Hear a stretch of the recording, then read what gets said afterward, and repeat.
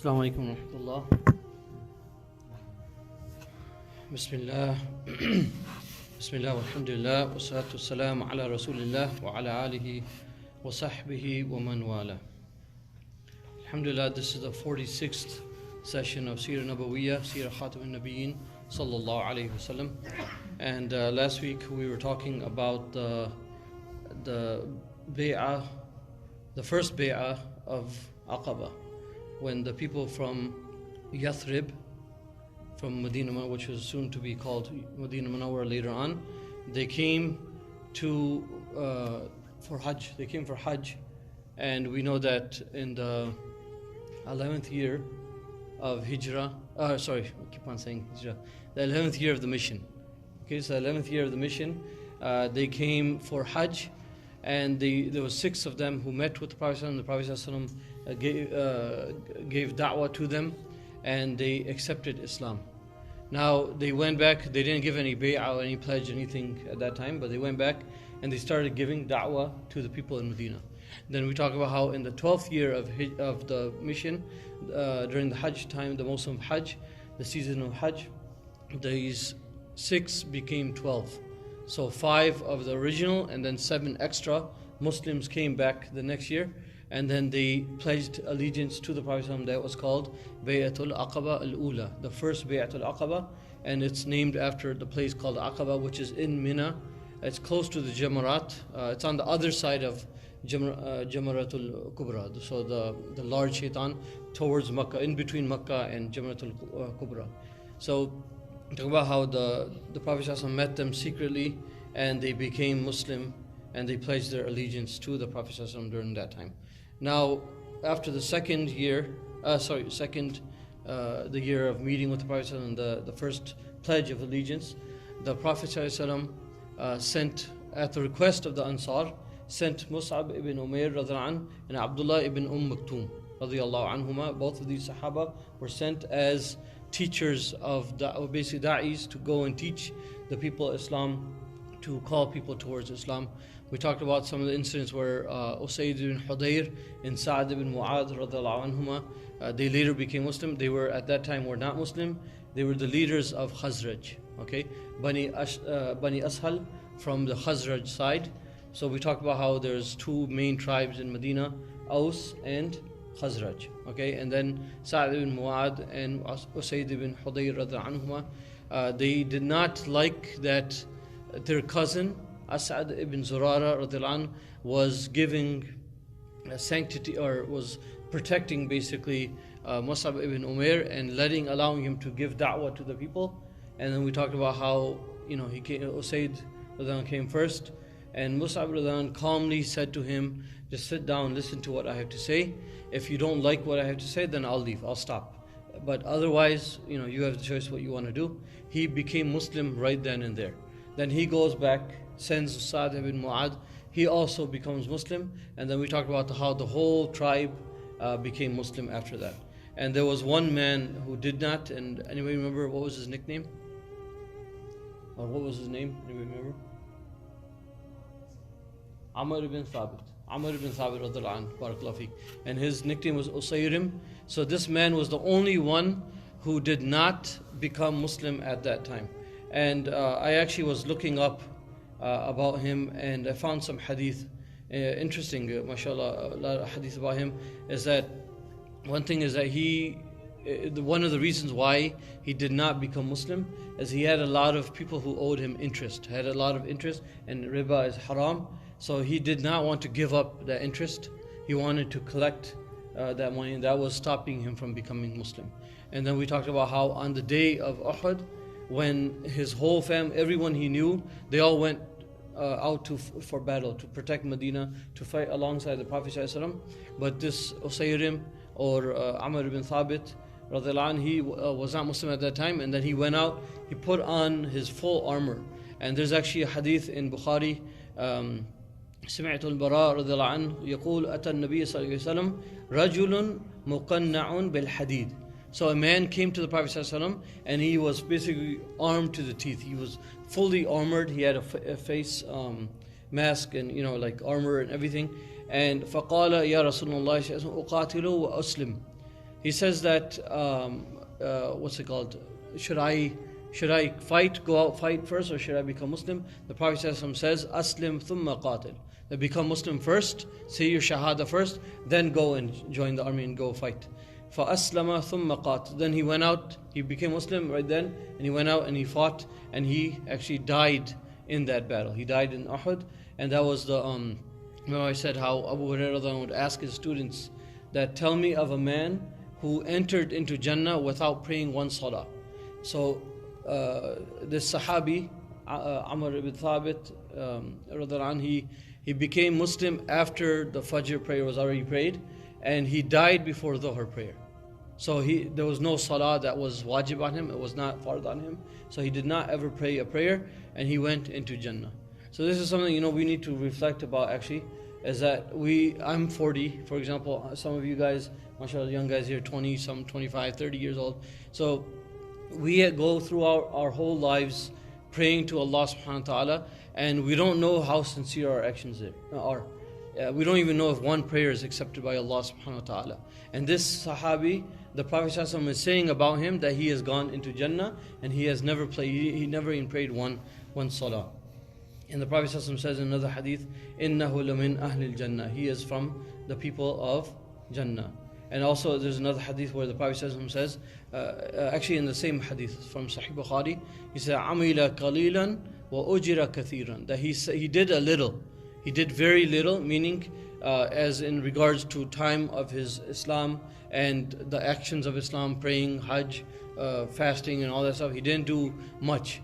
The only thing he did do was go out and he fought for the sake of Allah. Not saying that that's small indeed or anything like that, but meaning his time was short. His time of Islam was short, and he got a very big reward from Allah subhanahu wa ta'ala. وَأُجِرَ كَثِيرًا. Now, going back, we talked about how the Sahaba, they came to the Prophet ﷺ. Actually, the first, I don't know if I mentioned this, but yeah, actually I did mention this. It was called, what was another name for Bay'atul Aqabah al-Ula? What was it called? I'm sorry? Nisa, Bay'atul Nisa, Barakallahu Feek. So the pledge of women, okay? And the reason why it was called the pledge of women was there was no fighting involved, okay? So the Prophet ﷺ, he said to them, Ta'alaw bayi'uni ala. So he said, come and give me the pledge. Allah tushriku billahi shay'a. You will not worship anything besides Allah subhanahu wa ta'ala. Wala tasriqu, you will not steal. Wala taznu, you will not commit zina. Wala taqtulu awladakum, you will not kill your own children. Wala ta'tu bi buhtanin taqtarunahu bayna aydikum wa arjulikum. You will not slander people, call false claims and that kind of stuff. Wala ta'suni fi ma'ruf, and you will not disobey me in any good that I tell you to do.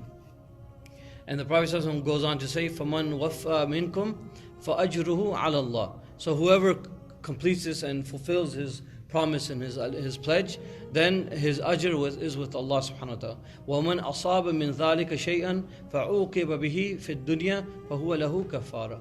And the one who doesn't fulfill this promise, and that person is punished by tests and trials, sicknesses, whatever in this life, then that is a kafara for him. That will cleanse him from the shortcomings that person did. وَمَنْ أَصَابَ مِنْ ذَلِكَ شَيْئًا فَسَتَرَهُ اللَّهُ فَأَمْرُهُ إِلَى اللَّهِ. And the one who does not do it, and Allah subhanahu wa ta'ala covers him and do that, Allah subhanahu wa ta'ala can choose to enter that person into Jannah, or what Allah subhanahu wa ta'ala wants to do with that person. إِنْ شَاءَ عَاقَبَهُ وَإِنْ شَاءَ عَفَا عَنْهُ. Either he can punish him or he can forgive him. So that was the first Bay'atul Aqabah al-Ula, and inshallah ta'ala we're going to be talking about the Bay'atul Aqabah al-Thaniya inshallah today, the second pledge. So now we have 6 people before the Bay'ah, the first year, okay, the 11th year. Then the 12th year we had 12 people, and they were actually 10 of them were from the Khazraj tribe and 2 from Aus.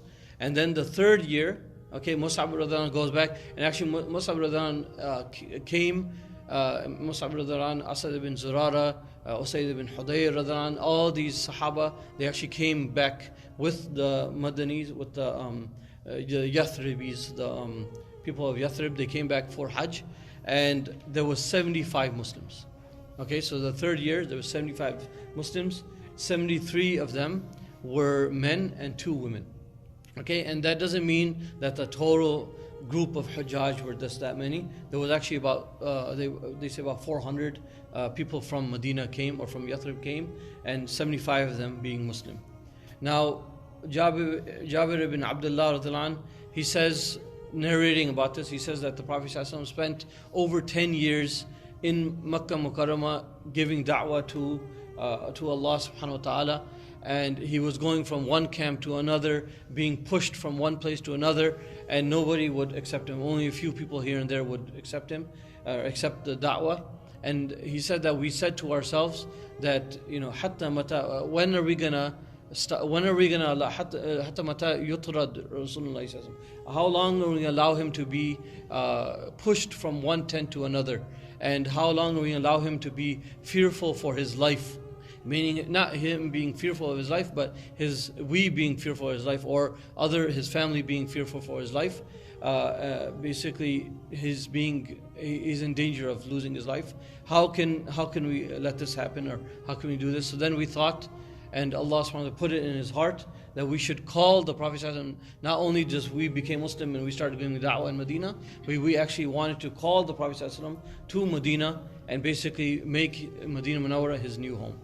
Now, the Prophet ﷺ promised the Ansar, he gave them a time, a maw'id, he gave them an appointment time. He said, come to me in the days of Tashriq. Okay, so we have the 8th of Dhul Hijjah, right before Hajj. That's when the Hujjaj go to Mina. Then you have the morning of the 9th of Dhul Hijjah, that's the day of Arafat. Okay, then you have the 10th of Dhul Hijjah, which is Eid. Okay, Eid for everyone, Yawm al-Nahr. And then you have after that the Ayyam al-Tashriq. So, Ayyam al-Tashriq you have here, and the Prophet ﷺ says, meet me on the night of after the 12th night, and early morning, because in the middle of the night so that no one can find out. And the Prophet ﷺ, accompanied by his uncle Abbas ibn Abdul Muttalib, they reach the destination, and that's where the Ansar are already there, and they're present, and they're waiting for the Prophet ﷺ to come. Now, Abbas was not Muslim up to this point. He became Muslim a few years later. But because the Prophet ﷺ was his nephew, he loved his nephew, and just like Abu Talib, Abu Talib died as a kafir, but he protected his nephew. Abbas protected his nephew, loved his nephew, and he came out there to protect his nephew basically, even though he became Muslim later on.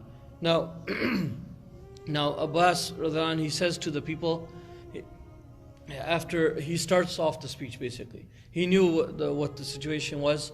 He knew that they're coming to give the pledge of allegiance, and they're basically asking the Prophet to move to Medina Munawwara, or to Yathrib. So he says to the people on Ansar, he says to them that, oh people of Yathrib, or the people of Ansar, he says to them that, do you guys know what you guys are getting yourselves into? That basically we honor and we love the family of the Prophet ﷺ. We are protecting him here in Makkah, and if you guys are taking this huge responsibility, make sure you know what you're getting yourselves into. Basically, think about it, think thoroughly, and then accept the Prophet ﷺ with you.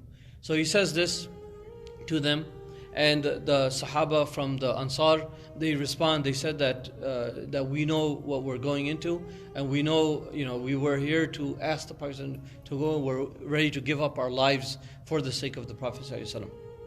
One of the Sahaba, his name was Al-Bara ibn Ma'rur, he was one of the first to speak, and he says the narration comes that he grabbed the hand of the Prophet ﷺ, and he says, "Na'am walladhi ba'athaka bil haqq." He says, yes, by Allah subhanahu wa ta'ala, the one who sent you with the truth, لَنَمْنَعَنَّكَ مِمَّا نَمْنَعُ مِنْهُ أَزُورَنَا, that we will protect you just like we protect our families.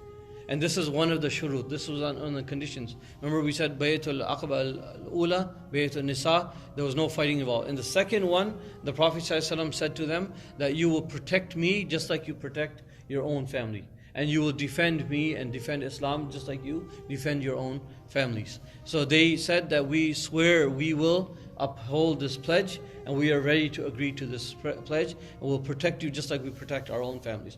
فَبَايِعْنَا يَا رَسُولُ اللَّهِ. So he said, "O Rasulullah, take our pledges, take our pledge." فَنَحْنُ أَهْلُ الْحُرُوبِ. He said that we are the أهل الحروب وأهل الحلقة. He says that we are the people of fighting. We are the people who we know how to fight, basically. And وَرِثْنَاهَا كَابِرًا عَنْ كَابِرٍ. That we have inherited the skills of fighting and warfare from our ajdad, from our parents and grandparents and so on and so forth. So he's saying basically we're ready to give up our lives, we're ready to protect you, Ya Rasulullah. Next, Asad ibn Zurarah, he comes up, and he was actually, this is the third year. He was the one who was, remember I said he was hosting Mus'ab ibn Umayr in Medina, and he was the one who, this is the third year in a row. So he came, he was one of the first 6, then he was one of the first 12, then he came back again, the 75 that came in this time.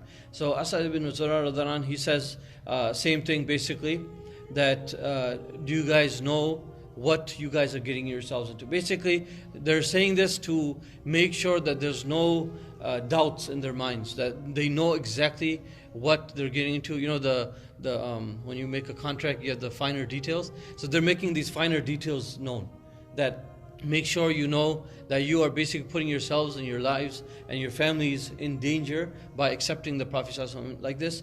And they all said, one of the Sahaba asked the Prophet ﷺ that if we give our lives to you and we defend you like this, what will we get in return? And the Prophet ﷺ looks at him and says, Al-Jannah, you will get paradise.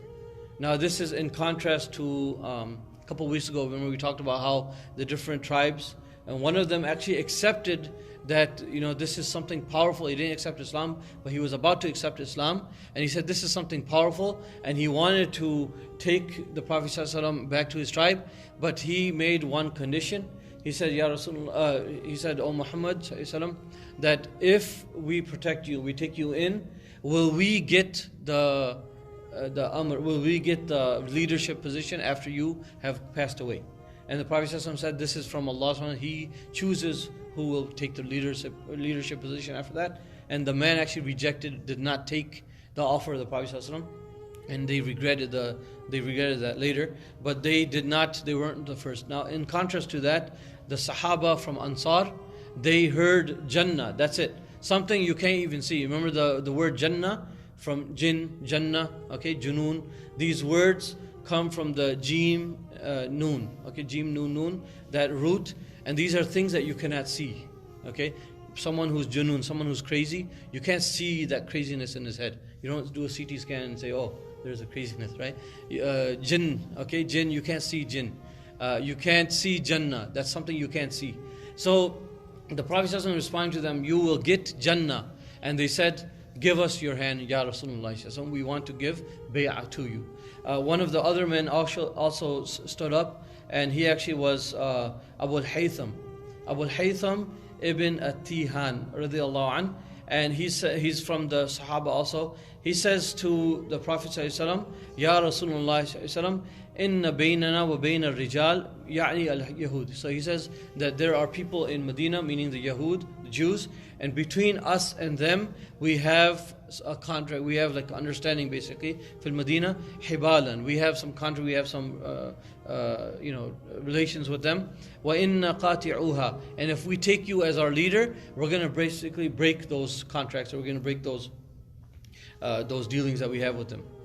Yani ala uhud. Excuse me. فهل عسيت إن نحن فعلنا ذلك ثم أظهرك الله أن ترجع إلى قومك وتدعنا.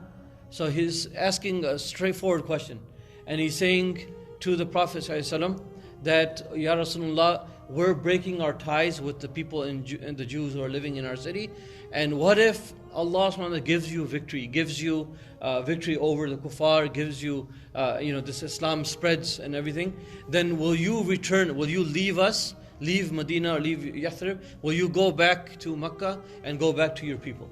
And this is a straightforward question, and it makes sense. I mean, they're ready to give up their lives for the Prophet ﷺ. They're ready to protect the Prophet ﷺ and this deen. So, they're worried. Is Rasulullah ﷺ going to leave them after, he gets victory? The Prophet ﷺ looks at him, tabassam. He smiles at this, at Bara radhiallahu anhu. ثم قال بل الدم الدم والهدم الهدم أنا منكم وأنتم مني. He says, my blood, your blood is my blood. Your life is my life. Basically, we are one. أنتم أنا منكم وأنتم مني. I am from you and you are from me. Basically, we are one now. Once I go with you, I'm with you, and the Prophet ﷺ, he lived his whole life there, and then we know the Battle of Hunain, the Sahaba, again the Ansar, saw that the people, it was after the conquest of Makkah, they were worried. Is the Prophet ﷺ going to leave us and go and stay with the people of Makkah? The Prophet ﷺ held a meeting with the Ansar, and he told them that my life is with you. Mahyakum, meaning I am with you, and my death will be with you. Meaning that I'm with you until I die. And the Prophet ﷺ was buried in Medina Munawwara, in their city. So he says that Ana minkum wa antum minni, that I am from you and you are from me. Uharibu man harabtum wa usalimu man salamtum. He said that I will fight anyone who fights you, or anyone that you fight, and I will make peace with anybody that you make peace with. Meaning that we will become one. So once they said that, and then they asked again, what will we get if we do this? The Prophet ﷺ says, Al-Jannah, and then at that point they all went forward and they started giving bay'ah to the Prophet ﷺ. And the relation comes that As'ad ibn Zurarah was actually the first. He was the one who was the first to grab the hand of the Prophet ﷺ and make bay'ah to the Prophet ﷺ. And one thing to mention, I'm not sure if the ulama say, I have to look it up, but I'm not sure if the ulama say that this ayah was revealed at this point. I believe it was revealed at this point, but Allah subhanahu wa ta'ala in Surah Tawbah, ayah number 111, Allah subhanahu wa ta'ala says, أعوذ بالله من الشيطان الرجيم بسم الله الرحمن الرحيم إن الله اشترى من المؤمنين أنفسهم وأموالهم بأن لهم الجنة. That Allah subhanahu wa ta'ala has basically the mu'mineen, Allah subhanahu wa ta'ala has bought their lives from them, وَأَمْوَالَهُمْ, and their wealth from them and their lives from them. بِأَنَّ لَهُمُ الْجَنَّةِ. They have made a trade. This business transaction has taken place where they have sold their lives and their wealth in exchange for Jannah. So that was the ayah that was, I believe, was revealed right then when they made this pact, going on nothing. They didn't want anything in dunya. They just wanted Jannah, and they knew what that meant. Now the Prophet ﷺ, he appointed 12 leaders of the Ansar. He appointed them to preach Islam. There will be basically 12 leaders of the people of Ansar, and they will be like teaching them Islam, teaching them religion. And the Prophet ﷺ said to them that you are the kufala, you are the people who will be in charge of your people, just like the Hawariyin of Isa alayhi salatu wasalam. So Isa alayhi salam, he had 12 disciples. So you are like the 12 disciples of Isa alayhi salam. You're the 12 disciples of the Prophet sallallahu alaihi wasallam. And some of the early Sahaba from the Ansar. So you have Usayd ibn Hudayr radhan, I mentioned. And Usayd ibn Hudayr radhan, he's famously known as the one, this is in Hadith Sahih Bukhari, where he would recite Quran at night. And he would see some type of light or something come down, and he saw that his animal would get startled from this. So then he would stop reciting, and then the light would slowly go back up. So he went to the Prophet ﷺ and he said that I don't understand what this is. It comes down and then my horse gets startled and I'm afraid, like what is this thing? And the Prophet ﷺ said, these are the angels coming down when you are reciting the Quran. So how beautiful it is that he's reciting the Quran and the angels are coming down to witness and to listen to them, and he actually saw that. He saw the light. Some of the other Sahaba, you had Qatada ibn Nu'man radhiallahu anhu, and he's famous, when we go over the battle of Uhud, inshallah, he got injured. An arrow, okay, this is kind of gross, but this arrow went into his eye, and his eye was hanging out of his socket.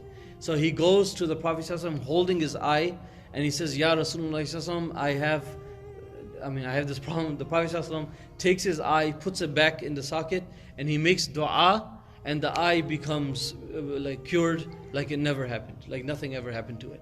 So that was one of the miracles. That was Qatada ibn Nu'man. He was also one of those who came here. There was Abdullah ibn Rawaha radhiyallahu anh. Again, there's 75 of them, so I can't mention everyone, but just one more I'll mention. Abdullah ibn Rawaha radhiyallahu anh. He was the one in the Ghazwa of Mu'tah when the Prophet ﷺ appointed Ja'far ibn Abi Talib radhiyallahu anh, Zayd ibn Haritha radhiyallahu anh, and Abdullah ibn Rawaha radhiyallahu anh as three leaders of the army, and he sent them out, and the army was camping outside of Medina. They're ready to leave. They're basically going out in the path of Allah subhanahu wa ta'ala.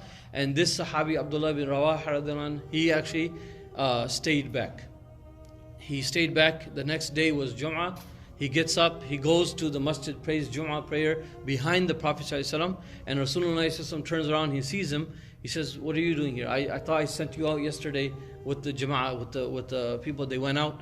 So what's going on? Why are you here?" And he says that, "I wanted to pray, I knew that this is going to be my last prayer. I didn't know if I'm going to ever come back and see you again. I wanted to pray one more prayer behind you, so that's why I stayed back." The Prophet ﷺ told him that those companions of yours, even though he prayed Jum'ah behind the Prophet ﷺ in Masjid Nabawi, he said that your companions, because they went out one day earlier, one night earlier than you, they will enter Jannah basically before 500 years before you. I believe it's 500 years before. And he said that one morning, غَدْوَةً أَوْ رَوْحَةً فِي سَبِيلِ اللَّهِ is better than the dunya and whatever's in it. So that's one of the other Sahaba. And I don't want to leave out the two women. So there was two women. One of them is very famous, Amara Nusayba bint Ka'b radhiyallahu anha. And she was, and the other one was Muni Asma bint Amr radhiyallahu anha. So Amara radhiyallahu anha, she's actually famously known. Nusayba, she was very good in battle and fighting. And in the battle of Uhud, she was one of those who stayed close to the Prophet ﷺ, protecting him. And the Prophet ﷺ said about her that wherever I looked, wherever the kuffar or the enemy came to attack, Nusayba radhiyallahu anha was there to defend the Prophet ﷺ. So she was there. She got wounded in that battle. She actually had a very deep scar in her shoulder, and it took, they say, about a year to heal.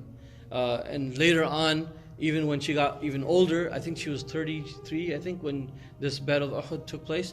And even later on, she was in the battle of, it's in Yarmouk, or I think it's the battle of Yarmouk. She actually got her arm cut off in the battle, and she lived like that in the rest of her life. So this is Ammar radhiyallahu anha. She protected the Prophet ﷺ during Uhud, and even later on she participated in many battles. Okay, so one thing about the pledge of the women, Muni Asma bint Amr radhiyallahu anha. And one thing is the Prophet ﷺ, when he took the pledge from the women, so when he would take the pledge, the Prophet ﷺ would never touch the hands of the women. Okay, so Aisha radhiyallahu anha, she narrates a hadith. She says, "Wala wallahi ma massat yadu Rasulillahi sallallahu yada imra'atin qat," meaning the Prophet ﷺ never touched the hand of a non-mahram woman. Okay, غير أنه يبايعهن بالكلام. So the Prophet ﷺ, for the men, they would clasp his hands, and then he would take the bay'ah. For the women, it would be just kalam. So they would repeat after the Prophet ﷺ and say that we pledge allegiance to the Prophet ﷺ. Now, one of the things that happened after this bay'ah has taken place, we know that shayateen are roaming around. They're always everywhere, and they're always our enemy. We have to take them as our enemy. Allah SWT tells us in the Quran, take the shaitan as your enemy. So shaitan, actually, one of the shayateen who was in that valley, he saw what was happening, and the Prophet ﷺ actually says, so basically after they have given bay'ah, this shaitan actually goes up to the top of a mountain, and he calls out to the top of his lungs, to the top of his voice, to the people of Makkah. And he says, this is the hadith of Ka'b ibn Malik radhiyallahu anhu. He says, لما بايعنا رسول الله صلى الله عليه وسلم صرخ الشيطان من رأس العقبة بأبعد صوت سمعته قط. He said that I never heard a voice so strong and so loud like that before. But he went up to one of the high points, and Saraha, he screamed out, he yelled out. He said, Ya Ahl al-Jubajib wal Jubajib al-Manazim, meaning, oh the people of the houses, oh the people of Makkah, hal lakum fi mudhammamin, sorry, I can't even say mudhammamin. Okay, the mudhammam. This is actually, na'udhu billah, this is one of the nicknames the kuffar of Makkah would call the Prophet ﷺ. Okay, and this is from someone who, basically someone who is disgraced or someone who's lowly. So they would, instead of saying Muhammad, because Muhammad ﷺ, the name Muhammad is from Tahmid, which means the one who is praised. But they would change that and they would say Mudhammam. They would say that no, he is not the praised one, he is the one who is disgraced. Na'udhu billah. So the shaitan says, using that word, he said, هَلْ لَكُمْ فِي مُذَمَّمْ وَالصُّبَاتُ مَعَهُ قَدْ أَجْمَعُوا عَلَى حَرْبِكُمْ. He calls out to them and says that Rasulullah ﷺ and his people have got together and they are doing a pledge. They are basically making a meeting on attacking you and fighting you. على حربكم, fighting you. قال, and then Ibn Ishaq, he says, ما يقوله عدو الله محمد. He did not say Muhammad. فقال رسول الله صلى الله عليه وسلم هذا أزب العقبة هذا ابن أزيب اسم أي عدو الله أما والله لا أفرغن لك. So the Prophet ﷺ says that this is the shaitan of this area, and he basically says that he calls out to the shaitan. He says that basically, I'm going to take care of you.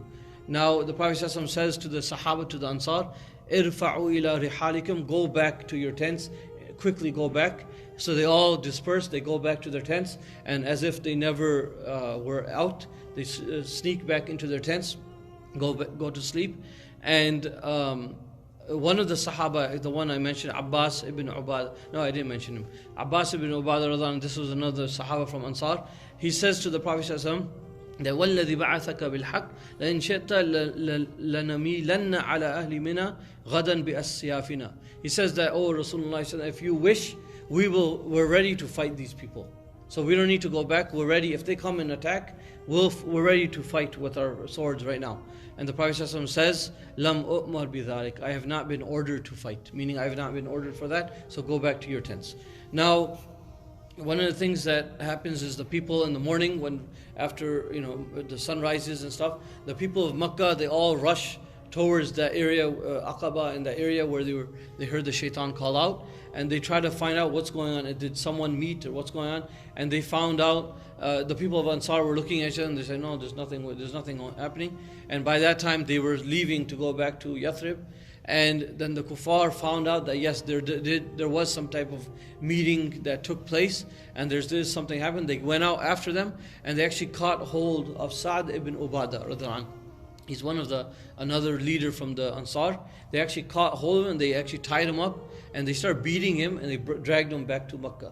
So they dragged him back to Makkah and they started beating him, and then same as like in the past in other incidents, the people recognized him and said, this is Sa'd ibn Ubadah, he's one of the leaders of Ansar. If you kill him, our trade caravans will not be safe. So leave him be. Don't do that to him. And Sa'd ibn Ubadah, he says that then they let him go. But before they let him go, he's actually narrates, and this is kind of one incident. He says that Sa'd, he says that when they tied me up and they were beating me, he said that one man came. He said one man came, and he said I saw his face and I thought that this man is a good man. He said in yakun 'inda ahad min al-qawm khair fa 'inda hada. He said that if there's any good in any of these people, then this man is the one. He's going to come and help me. He's going to come and protect me. قال فلما دنا مني رفع يده فلكمني لكمة شديدة. He said this man, when he came close, he lifted his hand and he smacked me in the face. And this was Suhail ibn Amr. Suhail ibn Amr radiyallahu anhu. He also becomes Muslim later on in Fath Makkah, in conquest of Makkah. So he actually slapped him in the face, and then he said, Sa'd, he says, قُلْتُ فِي نَفْسِي, I said to myself, لا والله ما عندهم بعد هذا من خير. I swear by Allah, there's no good in all these people. There's no good left in these people. So he was given a big slap by Suhail ibn Amr, who actually became Muslim later on. So we'll stop there inshallah, and we're going to continue with next week the preparations of Hijrah. Inshallah, and we'll go on from there. Jazakallah khair. Subhana rabbika rabbil izzati amma yasifun wa salamun ala al-mursaleen walhamdulillahi rabbil alamin.